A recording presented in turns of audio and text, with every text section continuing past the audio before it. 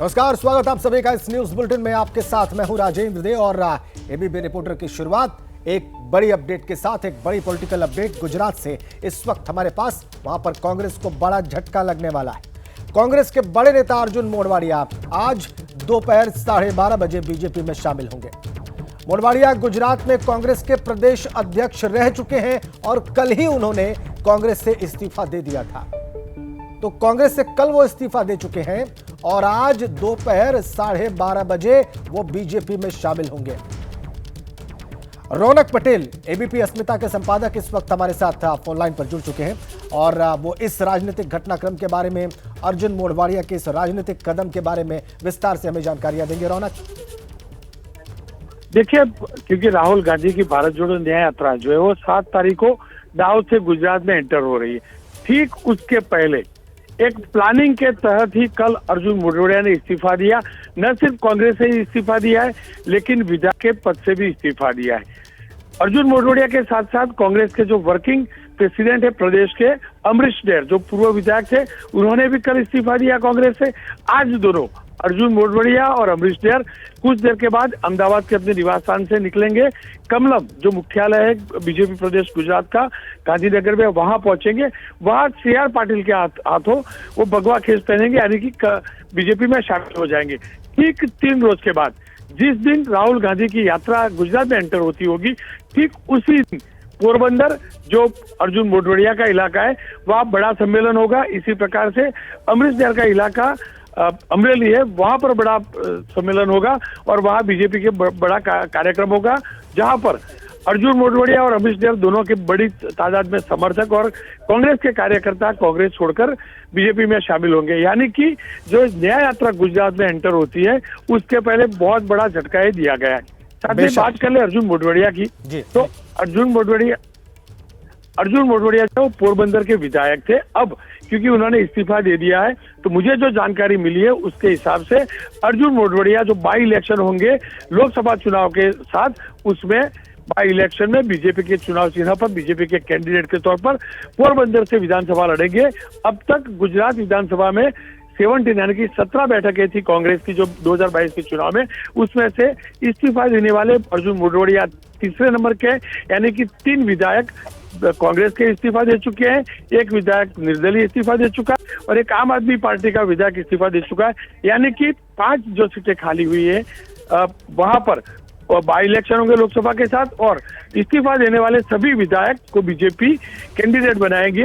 जिस तरह से अर्जुन मोढवाडिया को कैंडिडेट बनाया जाएगा और लोकसभा चुनाव के साथ साथ विधानसभा के चुनाव में, गुजरात विधानसभा में वो बीजेपी के जरिए एंटर होंगे, उस विधानसभा में जो लीडर ऑफ ऑपोजिशन मोढवाडिया हुआ करते थे। शुक्रिया आपका रौनक पटेल, आपने बहुत विस्तार से इस सारे राजनीतिक घटनाक्रम पर रोशनी डाली, हमारे दर्शकों को अपडेट किया। और आगे बढ़ेंगे एक और बड़ी अपडेट के साथ। उत्तर प्रदेश से खबर, वहां पर पुलिस भर्ती परीक्षा लीक मामले में डीजी रेणुका मिश्रा पर गाज गिरी है। उनको हटाकर राजीव कृष्ण को डीजी पुलिस भर्ती बोर्ड का अतिरिक्त प्रभार दिया गया है। पेपर लीक होने के बाद परीक्षा वहां पर रद्द कर दी गई थी। यह बड़ी अपडेट। हमारे सहयोगी संजय त्रिपाठी इस बारे में और ज्यादा अपडेट्स लेकर हमारे साथ जुड़ चुके हैं। आइए उन्हीं का रुख करते हैं। संजय, रेणुका मिश्रा को पद से हटा दिया गया है, उनके बारे में हमारे दर्शकों को बताएं और राजीव कृष्ण जिनको नया प्रभार दिया गया, अतिरिक्त प्रभार दिया गया है, इसके बारे में भी हमें अपडेट करें। देखिए राजेंद्र, उत्तर प्रदेश पुलिस में अब तक के इतिहास में ये सबसे बड़ी भर्ती थी। 60,000 सिपाहियों की भर्ती एक साथ होनी थी, जिसके लिए 48 लाख से ज़्यादा लोगों ने आवेदन किया था। आपने देखा था किस तरह से पूरे यूपी में अलग अलग ज़िलों में ये परीक्षा कराई गई थी। बहुत व्यापक इंतजाम किए गए थे। कई जो टेक्नोलॉजीज़ हैं उनका इस्तेमाल किया गया था, जिससे नकल ना होने पावे, पर्चा ना लीक होने पावे। लेकिन आखिरकार पुलिस भर्ती का पर्चा लीक हुआ, परीक्षा को रद्द किया गया और उसके बाद में जो इंटरनल इंक्वायरी हुई है, उसके बाद इसकी जो जिम्मेदारी है लीक की, वो पुलिस भर्ती परीक्षा की जो महानिदेशक है रेणुका मिश्रा, उन पर रखी गई है। उनको इस पद से, इस महत्वपूर्ण पद से हटाया गया है और राजीव कृष्णा जो वरिष्ठ IPS अधिकारी हैं, DG का जो चार्ज है अब उनको सौंपा गया है। पहले से ही वो जो विजिलेंस है उसके डायरेक्टर हैं, उसके साथ साथ उनको पुलिस भर्ती का जो महानिदेशक का चार्ज है वो अतिरिक्त रूप से दिया गया है। अब चूंकि 6 महीने बाद ये परीक्षा फिर से की जानी है, फिर से आयोजित की जानी है, तो उसकी पूरी तैयारी करनी पड़ेगी। इसके लिए राजीव कृष्णा को ये महत्वपूर्ण पद दिया गया है। चूंकि बड़ी छिछालेदर हुई थी सरकार की और उसके बाद में जांच पड़ताल के बाद रेणुका मिश्रा को इस पद से हटाया गया है।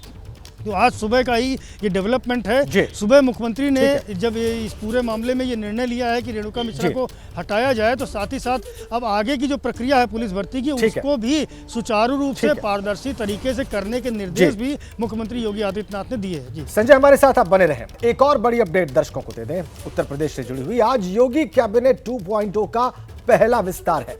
शाम 5 बजे योगी मंत्रिमंडल का विस्तार होना है। 3 नए मंत्री आज शपथ ले सकते हैं।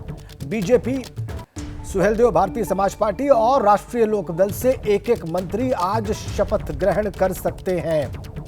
आज पहला विस्तार है योगी 2.0 का। वक्त बताया जा रहा है शाम को 5 बजे और सहयोगी दल सुहेलदेव भारतीय समाज पार्टी से 1, RLD से 1 मंत्री और बीजेपी से 1 मंत्री आज शपथ ग्रहण कर सकते हैं। और विस्तार से बताएंगे संजय त्रिपाठी इनके नाम और पूरा कार्यक्रम विस्तार से। संजय,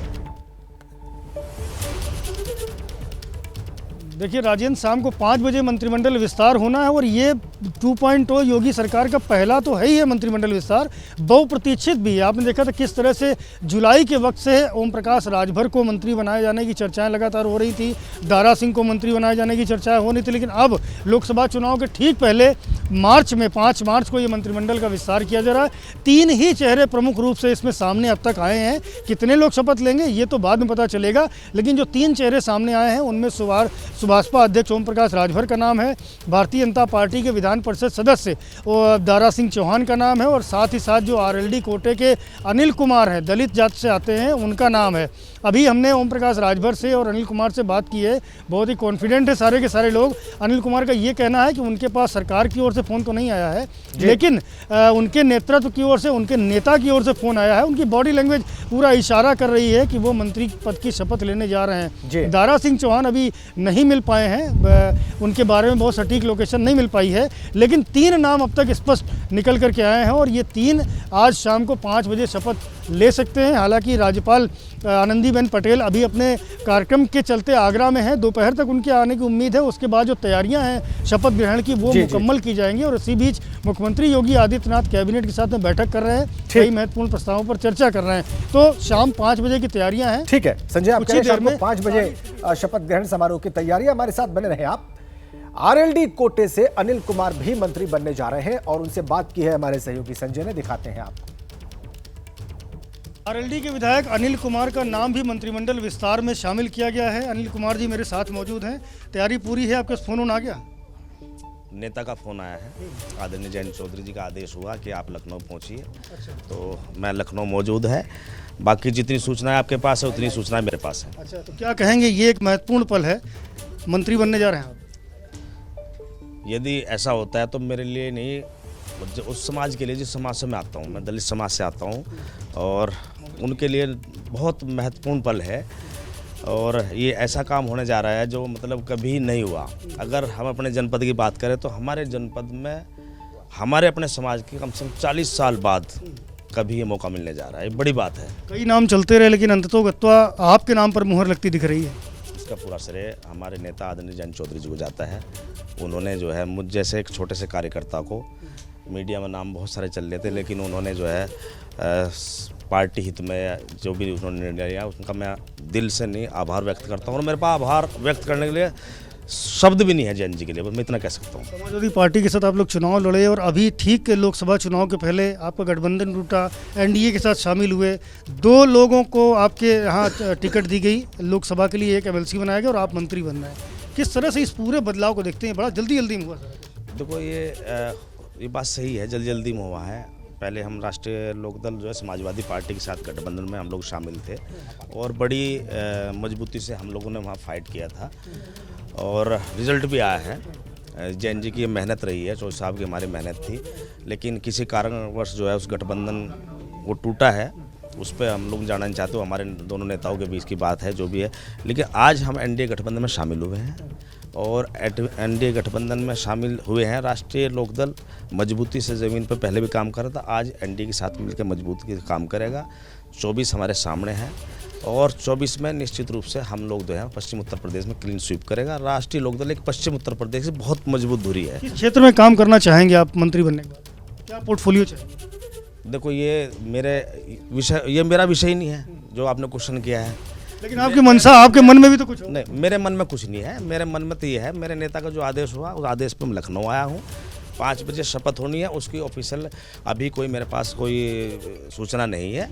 आएगी, वो काम माननीय मुख्यमंत्री जी का है, जो भी है। अब जो मेरा काम है मैं कर रहा हूँ। चलिए, बहुत शुक्रिया हमसे बात करने के लिए। अनिल कुमार हैं जो कह रहे हैं कि जयंत चौधरी जो उनकी पार्टी के अध्यक्ष हैं, उनका बेहद शुक्रिया आज के इस क्षण के लिए जब उनको शाम को 5 बजे राजभवन में शपथ ग्रहण के लिए बुलाया जा सकता है। कैमरामैन प्रेम सिंह के साथ संजय त्रिपाठी, एबीपी न्यूज़, लखनऊ। 3 संभावित चेहरे जो आज मंत्री पद की शपथ ले सकते हैं, उनमें से एक की बात आपने देख ली। ओम प्रकाश राजभर शपथ ग्रहण की तैयारी में जुटे हुए हैं और मंत्री बनने से पहले उनसे बात की हमारे संवाददाता संजय त्रिपाठी ने। शाम को 5 बजे राजभवन में उत्तर प्रदेश की योगी सरकार का मंत्रिमंडल विस्तार होगा। 3 से 4 नाम चर्चा में हैं, जिनमें एक नाम सबसे प्रमुख है ओम प्रकाश राजभर का। आज बिल्कुल गमछा बिल्कुल पीला पीला चमक रहा, अलग से तैयारी है पूरी। हमारा पीला गमछा, पीला कुर्ता, पीला जैकेट हमेशा पूरे प्रदेश नहीं पूरे देश में चर्चा में रहता है। हम ऐसे ही पहन के घूमते हैं, एक अलग अपना पहचान बना करके। कहीं दूर से भी कोई देखे तो समझ जाए कि राजभर जी आ रहे हैं। लंबा इंतज़ार हुआ राजभर जी, अगस्त से लेकर के तमाम तारीखें हुई, कई तिथियां निकाली गई, आज का दिन मुकर्रर हुआ है। क्या आज के दिन की फील है आपके अंदर? देखिए, हमको कोई फील नहीं है और हमारे लिए देखिए मंत्री पद मायने नहीं है। हमारे लिए गरीबों की सेवा, वंचित शोषितों को जगाना, उनको अधिकार, शिक्षा के प्रति, रोजगार के प्रति, स्वास्थ्य के प्रति, नौकरी के प्रति उनको जागृत करना कि आप जागो। बहुत सी ऐसी जातियां हैं, जैसे हम बताते हैं, नाई, गोंड, पाल, प्रजापति, बिंद, केवट, मल्ला, राजभर, चौहान, आर्य, कर्क, बंसी, बंजारा, बहेलिया, खंघार, जुल्हा, दुनिया, अंसारी, साईं, दर्जी, फकीर, तमाम ऐसी जातियां हैं जो राजनीति तो छोड़ दीजिए, शिक्षा से भी दूर हैं। ओम प्रकाश राजभर कह रहे हैं कि सत्ता महत्वपूर्ण नहीं है, लोगों को जगा रहे हैं। वो शोषितों और वंचितों को उनका अधिकार दिलाने के प्रति जागरूक कर रहे हैं। आगे बढ़ेंगे एक बड़ी अपडेट के साथ। मोदी का परिवार, ये मुद्दा गर्माता जा रहा है। दिल्ली के आईटीओ चौराहे पर पोस्टर लगाए गए हैं और इसी बीच में हमें तस्वीरें मिल रही हैं तेलंगाना की। वहां पर पहुंचे हुए हैं प्रधानमंत्री और उनकी बात दिखाते हैं आपको। बीते 10 वर्षों से केंद्र सरकार तेलंगाना को विकास की नई ऊंचाइयों पर ले जाने के लिए निरंतर काम कर रही है। इसी अभियान के तहत आज मैं लगातार दूसरे दिन आप सबके बीच तेलंगाना में हूं।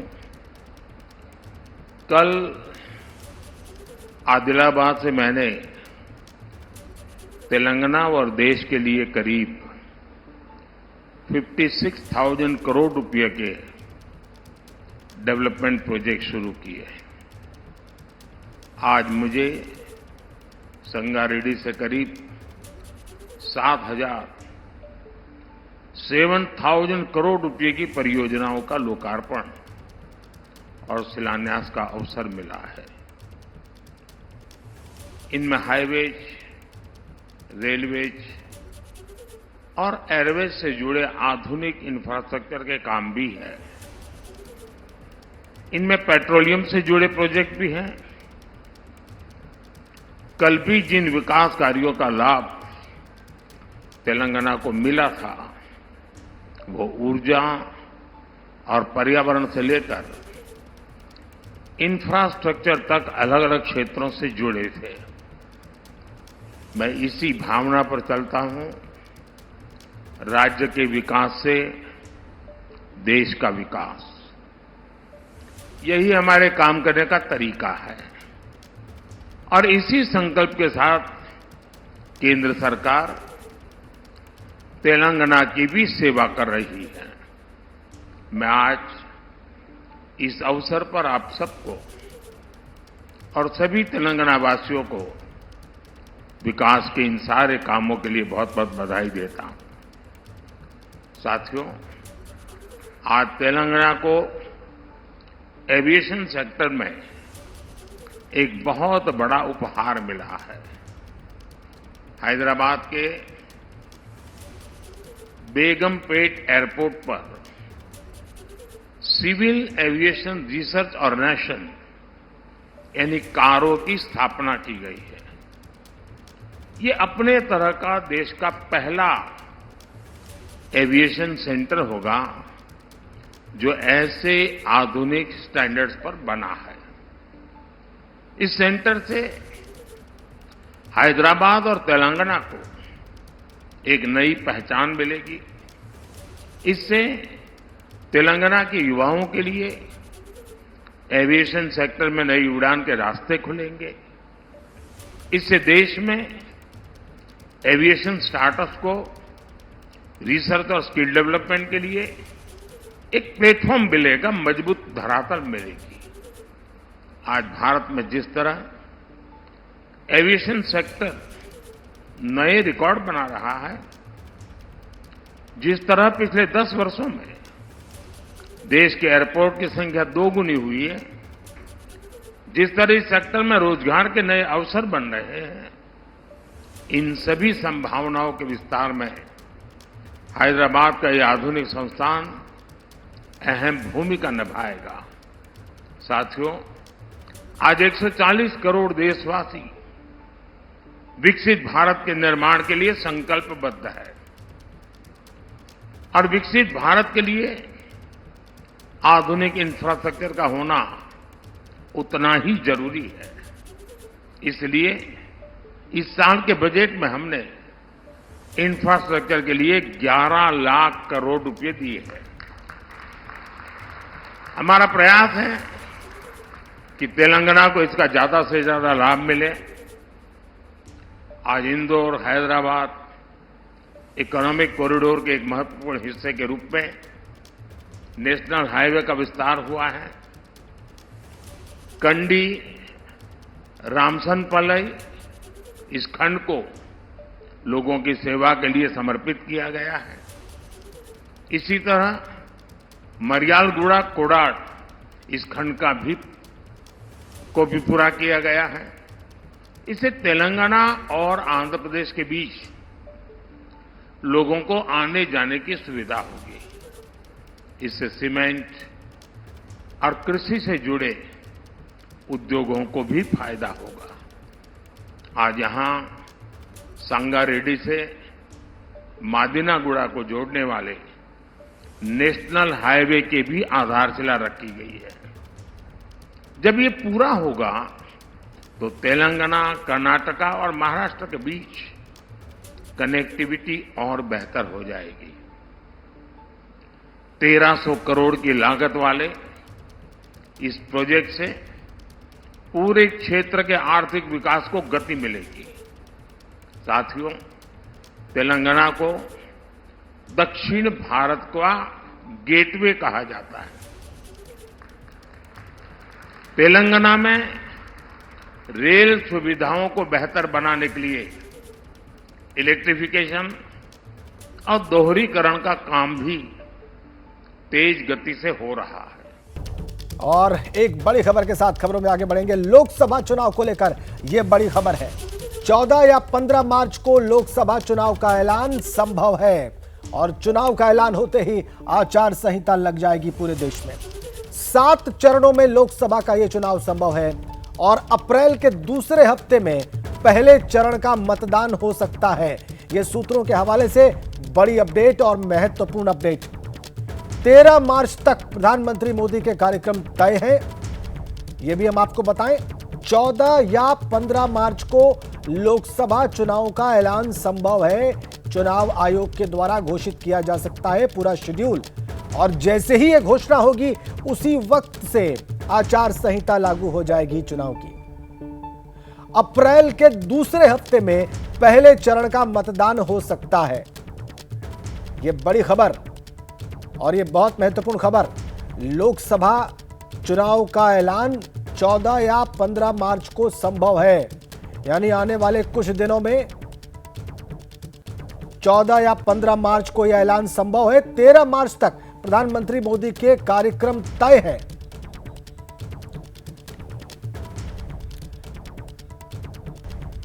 हमारे सहयोगी इस वक्त हमारे साथ जुड़ चुके हैं, नीरज पांडे, अंकित गुप्ता, संजय त्रिपाठी, ये सभी, शशांक भी हमारे साथ जुड़े हुए हैं।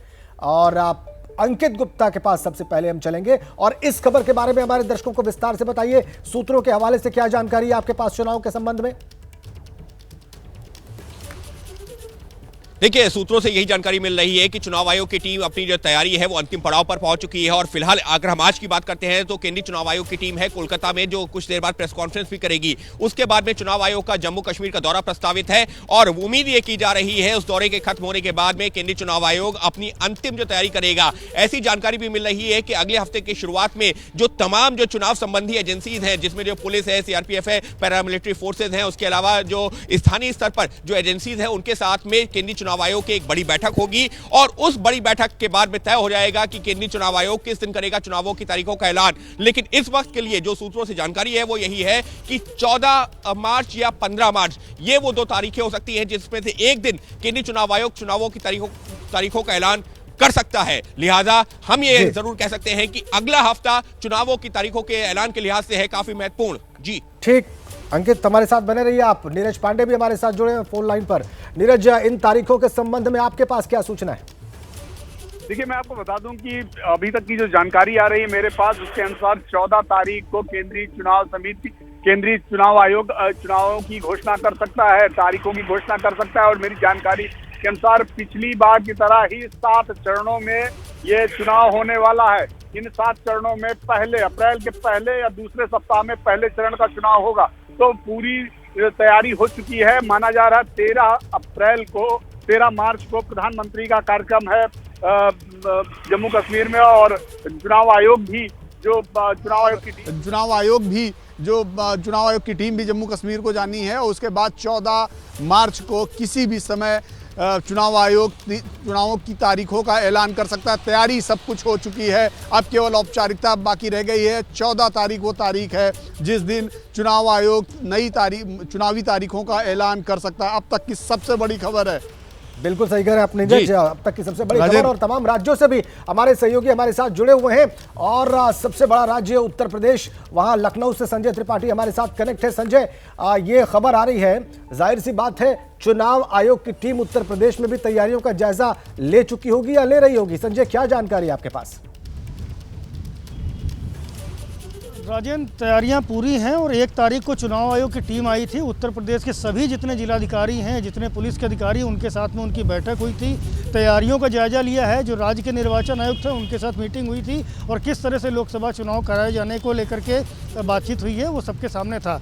अभी जो खबरें आ रही हैं कि 14 मार्च से आचार संहिता लग सकती है, ऐसा नीरज पांडे जो हमारे वरिष्ठ सहयोगी उन्होंने बताया।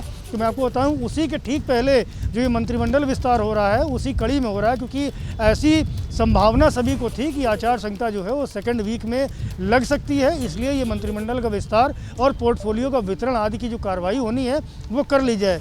उत्तर प्रदेश में विधान परिषद के चुनाव का नामांकन भी शुरू हो गया है। तो बहरहाल ये सब कुछ जो सरकार की तैयारी थी कि आचार संहिता लगने के पूर्व संपन्न कर लिया जाए, वो अंतिम दौर में है। और जब आचार संहिता लगेगी तो उसके पहले ये सारा कामकाज निपट चुका होगा। तो तैयारियां उत्तर प्रदेश में भी पूरी है।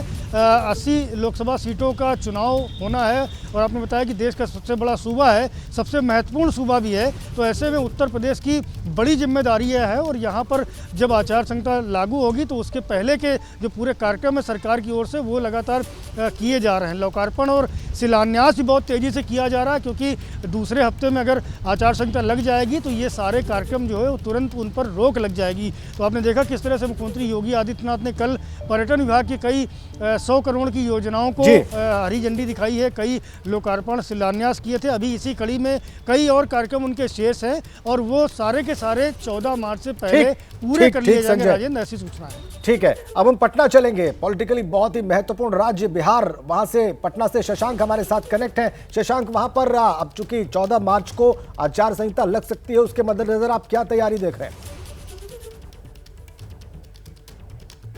देखिए, यहाँ पर महागठबंधन की भी तैयारी चल रही है, एनडीए भी तैयारी कर रही है, एनडीए भी पूरी तरह से एकजुट है। आज एक बड़ी खबर सामने आ रही है कि शाम 6 बजे पटना में जो बीजेपी का दफ्तर है उसमें बिहार बीजेपी का जो प्रदेश चुनाव समिति है उसकी बैठक होगी। इसमें जो प्रभारी हैं विनोद तावड़े वो और दोनों डिप्टी सीएम और जो बाकी सदस्य हैं प्रदेश चुनाव समिति के वो मौजूद रहेंगे। जो सोर्सेज से जानकारी मिल रही है 17 सीटों पर बिहार में बीजेपी लोकसभा चुनाव लड़ सकती है। 2019 में भी बीजेपी 17 सीटों पर लड़ी थी और 17 सीट जीती भी थी। और आज जो है 17 सीटों पर बीजेपी जो है पैनल भी जो तैयार कर रही है उसका भी घोषणा हो सकता है कि किस सीट पर जो पैनल बना उस पर कौन कौन लोग हैं।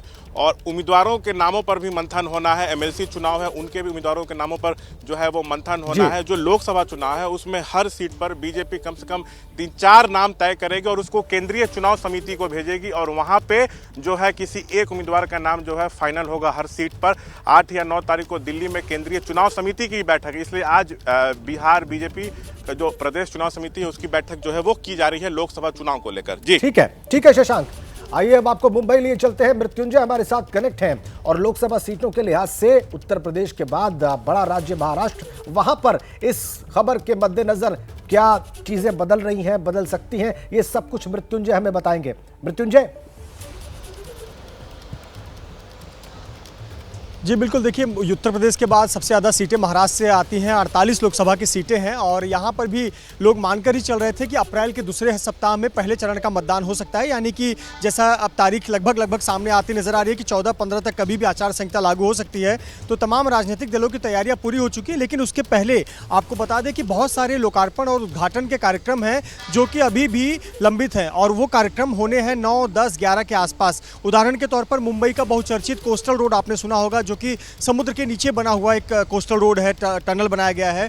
ये बहुचर्चित एक कोस्टल रोड है जिसका उद्घाटन नहीं हुआ है, बनकर तैयार है, क्योंकि इसका उद्घाटन प्रधानमंत्री के हाथों होना है, तो इसका उद्घाटन बाकी है। इसके अलावा मुंबई में कई बड़े फ्लाईओवर्स बनकर तैयार हैं, रेलवे के फ्लाईओवर्स ब्रिज बनकर तैयार हैं, इसका उद्घाटन होना बाकी है। महाराष्ट्र के कई बड़े शहरों में कुछ प्रोजेक्ट्स का उद्घाटन हो सकता है ऑनलाइन तरीके से हो, तो ये प्रोजेक्ट्स के उद्घाटन का भी समय मांगा गया है और ऐसा माना जा रहा है कि 9, 10, 11 मार्च के आसपास इसका उद्घाटन होगा। और जैसी तारीखें लगभग सामने आती नजर आ रही हैं कि 14 या 15 तारीख तक आचार संहिता लागू हो जाएगी, तो यही तस्वीर बनती नजर आ रही है। और रही बात महाराष्ट्र की राजनीति की, तो बड़ा पेचीदा हो गया है। जैसे कि आप समझ रहे हैं कि कम से कम 8-9 दल मैदान में होंगे। 2 शिवसेना है, 2 एनसीपी हो गई है, बीजेपी है, कांग्रेस है, एमआईएम है, तमाम दल। और अभी उम्मीदवारों की लिस्ट जो है वो फाइनल होने का काम सभी राजनीतिक दल अपने और उसके बाद उम्मीदवारों का चयन भी होना है और उनकी घोषणा भी होनी है। बिल्कुल ठीक कह रहे हैं आप मृत्युंजय। चंडीगढ़ चलते हैं असीम बस्सी के पास। और किसान आंदोलन के मद्देनजर ये चुनाव वहां पर लोकसभा का बहुत महत्वपूर्ण और बहुत दिलचस्प होने जा रहा है असीम। अब 14-15 तारीख से आचार संहिता भी लग सकती है, तो आप चीजें क्या देख रहे हैं वहां पर? जी हाँ, मैं वही बता दूं, अगर कोड ऑफ कंडक्ट लगता है 14-15 को, तो डेफिनेटली गेयर्ड अप हैं पॉलिटिकल पार्टी जो हैं। आम आदमी पार्टी भी अब देखें लगातार, केजरीवाल भी हर 10 दिन में 2 बार आ जाते हैं और बड़े बड़े फाउंडेशन स्टोन्स जो यहाँ रखे जाते हैं, इनॉग्रेशन सेरेमनीज होती हैं, रैलीज होती हैं। तो आम आदमी पार्टी पूरी पोल गेयर मोड में है यहाँ पे। हालांकि कैंडिडेट्स अनाउंस नहीं किए हैं, पंजाब के रह गए हैं। उसी तरह आज मैं बता दूं, अकाली दल और अकाली दल संयुक्त का आज मर्जर हो रहा है, क्योंकि इंडिकेशन आ रहे थे कि अकाली दल जो है वो अलायंस हो सकता है बीजेपी के साथ, क्योंकि ढींडसा जो है वो बहुत क्लोज हैं बीजेपी के। और आज ढींडसा अपनी पार्टी को मर्ज कर रहे हैं बादल की फैमिली में, बादल की पार्टी में। सो एक बड़ा इंडिकेशन है। सो बड़ा एक्टिव हो गया है यहाँ पर चंडीगढ़ में, क्योंकि पंजाब, हरियाणा, हिमाचल यहाँ पे हालांकि सीट्स कम है, टोटल 28 सीट्स होंगी चंडीगढ़ को मिला के, लेकिन तैयारी है। हर पार्टी जो है कैंप कर रही है अपने अपने हिस्सों में और वो कैंडिडेट्स पे भी विचार कर रही है। और जो जो डेवलपमेंट काम सरकार के डेवलपमेंट वर्क रह रहे हैं उसको स्पीड अप किया है, ताकि अगर ऐसा ना हो जाए कि कोड ऑफ कंडक्ट लग जाए और उनके इंपॉर्टेंट जो डेवलपमेंट प्रोजेक्ट हैं वो रह जाएं। जी बहुत शुक्रिया आपका असीम, बहुत धन्यवाद मृत्युंजय, संजय त्रिपाठी, नीरज पांडे, अंकित गुप्ता, आप सभी का इस बहुत बड़ी खबर पर तमाम अपडेट्स हमारे दर्शकों के सामने रखने के लिए।